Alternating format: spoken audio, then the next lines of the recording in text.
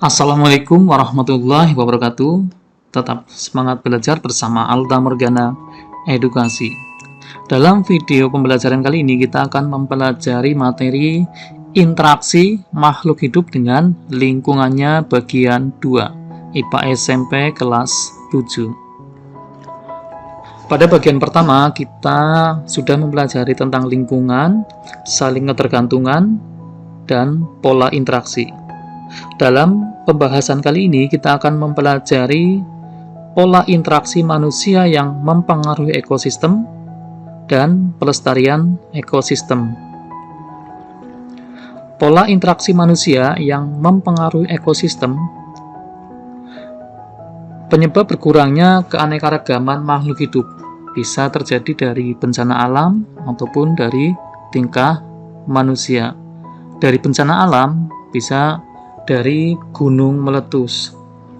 Gunung meletus tentunya dari lahar panas itu bisa menyebabkan kematian flora dan fauna yang berada di sekitar area. Bencana banjir. Bencana banjir juga bisa menyebabkan kematian hewan-hewan atau tumbuhan yang terkena dampak dari banjir. Dari tingkah manusia itu dari penangkapan ikan dan udang secara ilegal dan menggunakan bahan peledak, bahan kimia maupun listrik dan puat harimau, dan perbuatan manusia ini sangat tidak bijaksana karena akan menyebabkan kematian pada hewan yang sudah spesies yang sudah tua ataupun yang masih kecil ataupun bahkan yang sedang bertelur. Perburuan dan penangkapan jenis hewan tertentu secara terus-menerus akan mengakibatkan kepunahan. Oleh karena itu, pemerintah melindungi beberapa hewan yang jumlahnya di alam semakin berkurang dan telah dibuatkan undang-undang untuk hewan yang hampir mau punah. Penebangan hutan secara liar. Penebangan hutan dengan secara besar-besaran hanya akan mendatangkan keuntungan yang sebentar bagi manusia.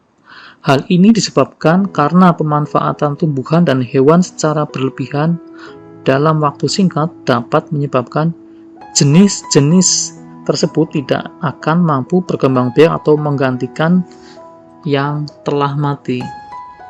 Hal ini menyebabkan jumlahnya dari tahun ke tahun akan semakin berkurang dan ada akhirnya salah satu spesies ini akan punah. Usaha pelestarian keanekaragaman makhluk hidup. Salah satunya dengan sistem tebang pilih. Dengan memilih tanaman yang benar-benar sudah waktunya untuk ditebang, hal ini tidak akan mempengaruhi ekosistem. 2. Penangkapan musiman. Penangkapan musiman itu dilakukan pada saat populasi hewan paling banyak dan tidak pada kondisi yang dapat mengakibatkan kepunahan. Jadi ini bisa untuk melestarikan spesies ya. Berikutnya penangkaran hewan. Penangkaran hewan bagi hewan-hewan yang langka ya kita lindungi ya, seperti komodo, ada hewan-hewan yang harimau, rusa ya dan sebagainya. Sistem peremajaan tanaman. Hal ini wajib dilakukan untuk mempertahankan dan meningkatkan hasil dengan mempersiapkan tanaman pengganti. Pentingnya keanekaragaman makhluk hidup dalam pelestarian ekosistem. Usaha-usaha yang dilakukan untuk menjaga kelestarian makhluk hidup. Cagar alam. Cagar alam yaitu suatu tempat yang dilindungi baik dari segi tanaman maupun hewan yang hidup di dalamnya yang nantinya dapat digunakan untuk berbagai keperluan di masa kini dan masa mendatang. Contohnya di Ujung Kulon, ada Waikambas. Berikutnya Suaka Marga Satwa, yaitu perlindungan yang diberikan kepada hewan yang hampir punah.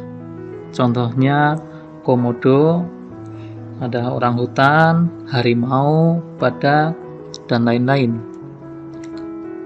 Berikutnya Taman Nasional, merupakan perlindungan yang diberikan kepada suatu daerah yang luas yang meliputi sarana dan prasarana pariwisata di dalamnya. Contohnya Taman Nasional Bantimurung Bulu Sarau, Taman Nasional Ujung Kulon. Berikutnya perlindungan hutan, perlindungan yang diberikan kepada hutan agar tetap terjaga dari kerusakan dengan dibuatkan kawasan hutan lindung untuk melindungi hutan dari kerusakan atau dari orang-orang yang tidak bertanggung jawab ya. Berikutnya plasma nutfah, pengembangan dari kebun koleksi yang memiliki cakupan lebih luas untuk memelihara tanaman unggul dan sumber hayati yang lain. Taman laut, suatu laut yang dilindungi oleh undang-undang sebagai teknik upaya untuk melindungi kelestariannya. Contohnya Taman Laut Bunaken, Taman Laut Selat Pantar. Berikutnya kebun binatang atau kebun raya,